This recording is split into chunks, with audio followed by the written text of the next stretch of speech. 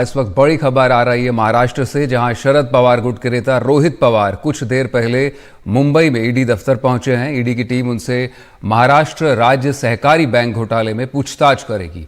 ये मामला बताया जा रहा है कि मनी लॉन्ड्रिंग से जुड़ा है। रोहित पवार को ईडी दफ्तर तक छोड़ने खुद सुप्रिया सूले पहुंची थी।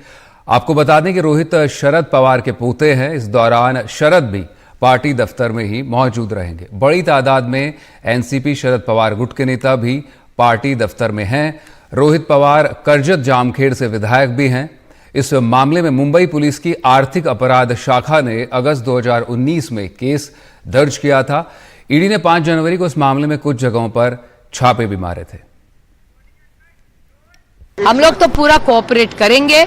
ईडी, सीबीआई एजेंसीज, जो भी हो एजेंसीज, जब हमें सवाल करेगी, हम पूरी ईमानदारी से, रिस्पेक्ट से, उनके हर सवाल का बड़े आदर से हम जवाब देंगे। रौनक कुकड़े हमारे सहयोगी इस वक्त मौजूद है। इस पर ज्यादा जानकारी के लिए रौनक, सुप्रिया सूले जरूर कह रही है कि पूरे आदर से सभी सवालों का जवाब देंगे और कोऑपरेट करेंगे, लेकिन पार्टी दफ्तर में देखें तो एक तरह से शक्ति प्रदर्शन दिखाई पड़ रहा है। जी देखिए, निश्चित तौर पर ये शक्ति प्रदर्शन इसे कहा जा सकता है। पहले मैं दर्शकों को वो तस्वीरें दिखा दूं। ये एनसीपी का मुंबई का मुख्य कार्यालय है और यहाँ पर आप देख सकते हैं कि बड़ी संख्या में जो रोहित पवार के समर्थक है वो यहाँ पर पहुंचे हुए हैं और नारेबाजी जो है वो ईडी के खिलाफ, केंद्र सरकार के खिलाफ यहाँ पर होती हुई दिखाई दे रही है। दरअसल इन सभी लोगों का ये कहना है कि जिस तरह से रोहित पवार ने पिछले दिनों महाराष्ट्र में एक संघर्ष यात्रा निकाली थी, उससे घबराकर केंद्र सरकार और जो यहाँ की महाराष्ट्र की सरकार है वो केंद्रीय जांच एजेंसियों का इस्तेमाल कर इस तरह से दबाव लाने की कोशिश कर रही है। लेकिन जो ये मामला है ये बहुत पुराना मामला है। साल 2019 में मुंबई पुलिस की इकोनॉमिक अफेंस विंग ने इस पूरे मामले में जो महाराष्ट्र स्टेट कोऑपरेटिव घोटाला हुआ था उसमें एफआईआर दर्ज की थी, जिसमें अलग अलग लगभग 42 लोगों के नाम जो है वो सामने निकल कर आए थे। उन्हीं में से एक नाम जो है वो बारामती एग्रो, जिसका कामकाज फिलहाल रोहित पवार देखते हैं, इसलिए आज उन्हें पूछताछ के लिए बुलाया गया है। पूछताछ के पहले जब रोहित पवार से मीडिया ने बात की तो उन्होंने कहा कि मैं हर वो दस्तावेज और हर वो कागज जो ईडी ने मुझे मांगा इस सिलसिले में वो लेकर जाने के लिए तैयार हूं और मैं अपने साथ ले जा रहा हूं। मैं किसी भी सूरत में किसी भी जांच एजेंसी से घबराता नहीं हूं और मैंने कोई ऐसा काम नहीं किया जिससे कि मुझे घबराने की जरूरत है। कुछ लोग हैं हमारे साथ, उनसे जानते हैं।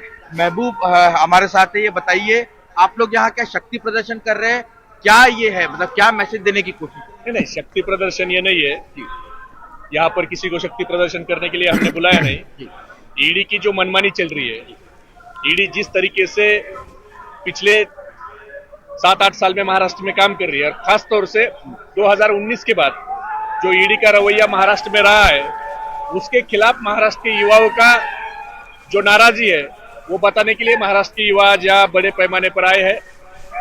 जानबूझकर जो भारतीय जनता पार्टी का, बीजेपी का विरोध करेगा उसी आदमी को ईडी ने परेशान करना है और जो जिनके ईडी की नोटिस होती है वो आदमी अगर भारतीय जनता पार्टी के साथ जाता है तो एकदम गंगा में स्नान करने के जैसा वो पवित्र हो जाता है।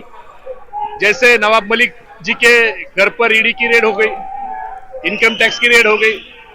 नवाब मलिक आज उनके सरकार में मंत्री है। छगन भुजबल 2.5 साल जेल में थे, आज वो उनके सरकार में मंत्री है। प्रफुल्ल पटेल जिन्होंने इकबाल मिर्ची के बीवी से जमीन खरीदी, जो इकबाल मिर्ची दाऊद इब्राहिम के राइट हैंड है। देश के गृह मंत्री अमित शाह जी ने कहा था कि इकबाल मिर्ची से जमीन इन्होंने खरीदी। इंडिया टुडे में 2019 में उनका उसका बड़ा हेडलाइन था। 4 मजले उनके सीजे हाउस के ईडी ने सील किए थे। वो आज देश के गृह मंत्री और देश के पंतप्रधान के बाजू में जाकर बैठते हैं जब वो भाजपा में जाते हैं।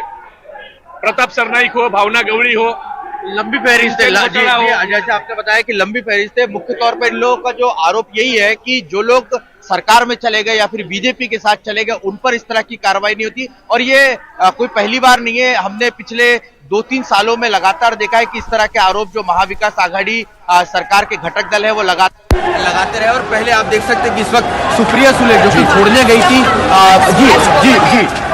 वहां पर छोड़ने गई थी, वो इस वक्त यहाँ पर पहुंची है वापस एनसीपी दफ्तर, और शरद पवार खुद एनसीपी दफ्तर में मौजूद है। तो पूरा राजनीतिक तौर पर अगर इसको देखे मनीष तो बहुत इंपॉर्टेंट हो जाता है कि शरद पवार कैसे रोहित पवार के साथ इस संकट की घड़ी में जो है वो उनके पीठ के पीछे जो है वो मजबूत तौर पर खड़े दिखाई दे रहे हैं, और निश्चित तौर पर आने वाले वक्त में भी इस पर राजनीति जो है महाराष्ट्र में देखने को मिलेगी।